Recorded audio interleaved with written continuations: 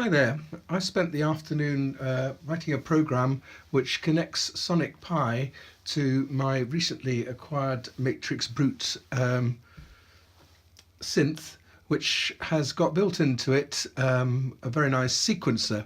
And I thought it'd be quite nice to see if I could get Sonic Pi to control the sequencer and indeed to have the two of them playing together. And hopefully that's what I've achieved. For the first time I've actually managed to get one of the MIDI clock beat commands working, and I'm using this to synchronize the rate at which the sequencer is playing on the MatrixBrute. The program, you can see, starts off setting up some MIDI defaults using the port MatrixBrute, which is the MIDI port on the sequencer, and I'm using channel 1. I'm then setting 4 flags which will be retrieved in some of the live loops later on, setting a starting value for the beats per minute of 100, setting a flag to 1 which is used to control the BPM, which is going to first rise and then fall, and when it gets to the top of its range, the flag is reversed from 1 to -1 and it starts to fall. You can see that in the second live loop, which is called live loop M, starting about line 20 there. And then setting initial volume to 0. That's the volume of the synth which is used in Sonic Pi, which is TB303. We'll see that's off the page at the moment, just down at the bottom in a minute. And also a live loop which plays a drum, which just shows where the beat is falling. And we need to set those before we start, so I'm just going to run that program. You'll see that it stops in line 7 and it's just set up those initial values, and we can now take that and select that section of the program and comment it out. The set values will remain in force, in fact, until either they're changed by a subsequent set command or until we turn off Sonic Pi. Then we have a live loop called Mute It. This is actually going to be used so that I can switch off the noises or the sounds produced by Sonic Pi by setting the volume which is applied to the TB303 synth and to the sample which is playing the drum to 0. And this is actually going to be controlled by a spare control on the MatrixBrute, which I'm not using. It's normally used to set a glide value for moving from one note to another, but it's not actually used in this piece, so I'm using a MIDI control signal to detect the value of this, and it's on MIDI control number 5. And having ascertained that that's what's sending the sync pulse in line 10, we're going to set the volume or set the parameter for volume to the value of B1. That's the value of that rotary knob divided by 256. And in fact, when it's very low, I'm going to completely mute the TB303 and also the drum by setting a mute flag to true, otherwise setting it to false, depending upon whether the value of the slider is less than 10. It goes from 0 up to 127, the standard MIDI range. So that's the first live loop. The second live loop, M, is going to use the MIDI clock beat, which is going to send to the MatrixBrute, and it's going to change the BM value, the beats per minute value, which is going to affect how often this clock beat is sent, and therefore the clock which is used on the MatrixBrute, which I'll have a look at when I swing the camera around in a minute. And so I get the current value of the BPM, which I called BM, and I then check the flag. If the flag is 1, we're going to increase the value of the beats per minute by 2, and we're going to set the flag to -1 if we've reached 200 in that change, in other words, the top range that I'm going to go to. Otherwise, we're going to get a flag, if that is the case, we're going to get the flag, if it's -1, we're going to reduce the value of the beats per minute and it's going to go on going down until it's less than 100. In which case it'll reverse over. So the beats per minute is going to be set up and down and up and down. We use the value that we've calculated. I print it on the screen too. I then use a small time warp setting of -0.2. This is to allow for any latency in the setup so that the sound from the MatrixBrute will actually appear synchronized to the what's going on in Sonic Pi, because it's going to be imported using live audio a bit later on. And in fact, that's the next bit of the program. If we just move down here and try and scroll up a little bit, there's the end of the program. It's very short, as I say, with some compression and an amp setting of 4, so we're getting quite a beefy signal in there, and with some G-verb added. We're going to feed in live audio. I'm going to call it :min, and it's going to go to input 1, and it's a stereo signal, so it's going to use inputs 1 and 2, and that's going to come from my interface, which is actually just sitting behind the screen there. It's an Apollo Twin, and that's going to get the output from the Arturia Brute into my Mac, and therefore into Sonic Pi.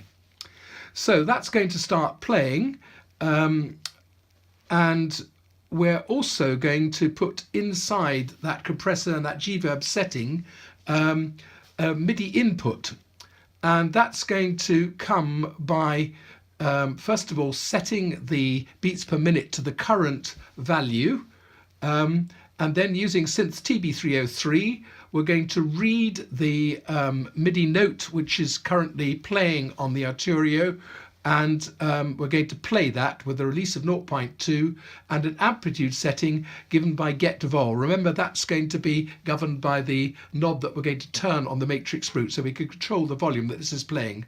We've got a random cutoff set, and it's only going to play that if we're not muted. So for very low signals, it just completely ignores that line, doesn't do anything.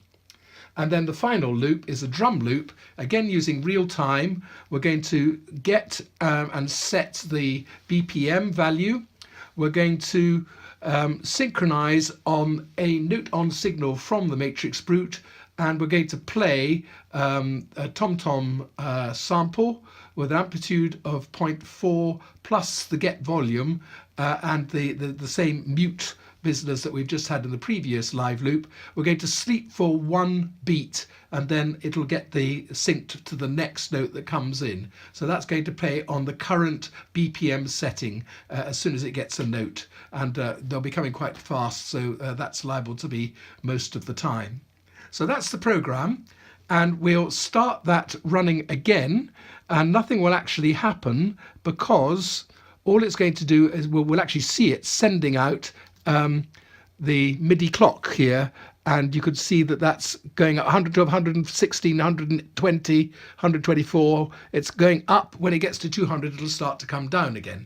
I'm now going to swing my camera around, hopefully, if it doesn't fall over, to here, and we're going to zoom out a little bit so that we can see the MatrixBrute in all its glory. And it's a somewhat confusing thing. I'm not going to explain it all, but up here we've got a preset set which is going to govern the actual sound that we're going to make. And when I click on this button here, that's showing a sequence, and it's actually set at the moment so that there are 64 steps in this. It's going to go along this line, then that line, then that line, then that line. Some of these are bright, and that's going to play a note. If it's dim, it means it's going to hold it for the next beat. So it's going to play there, it's going to play there, play there, play there, and so on. And then there's quite a long held note in various other places. Here's some 4 notes in quick succession. And you'll see that going.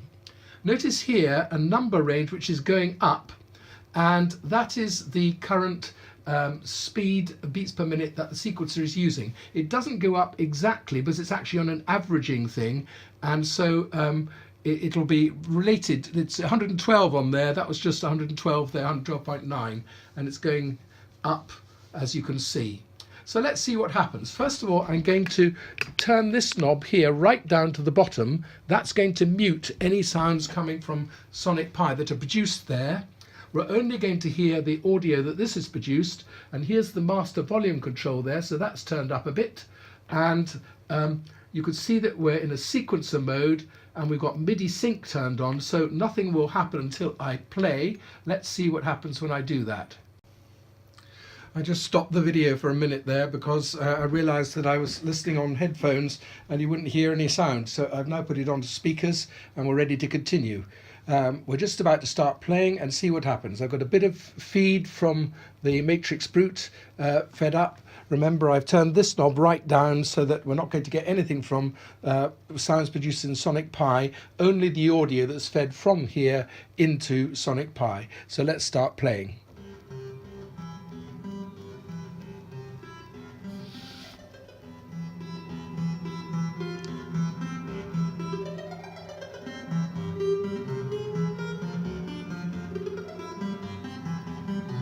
We could change the sound of this a bit if we want.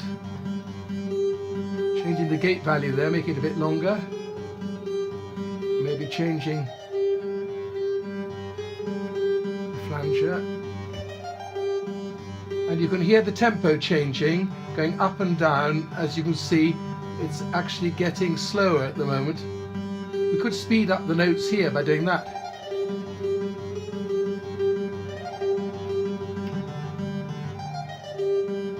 Tempo is now going up.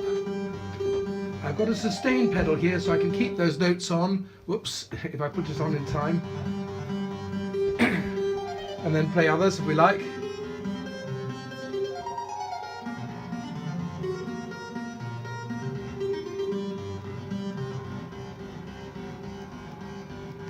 Right, let's feed that out and we'll turn up the volume coming from Sonic Pi.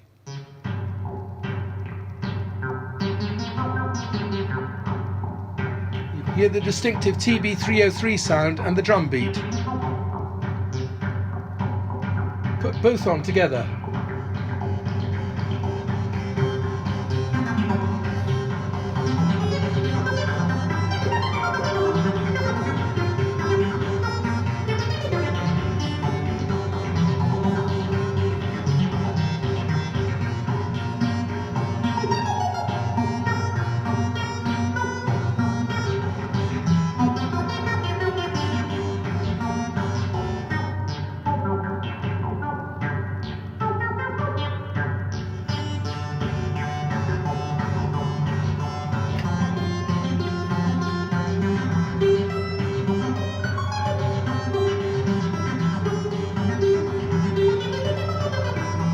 We'll change the sequencer to random notes from the sequence,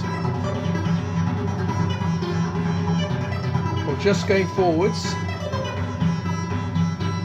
I take my foot off the sustain pedal, stops immediately.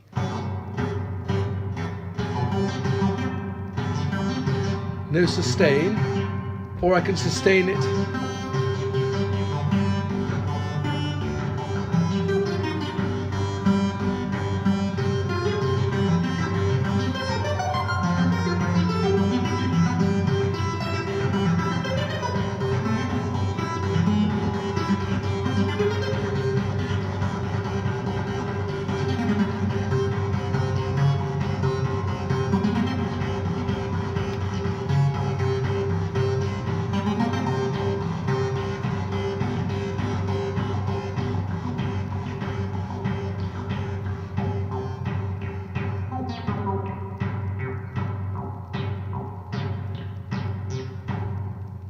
So there we have it, a nice combination of Sonic Pi and Arturia MatrixBrute.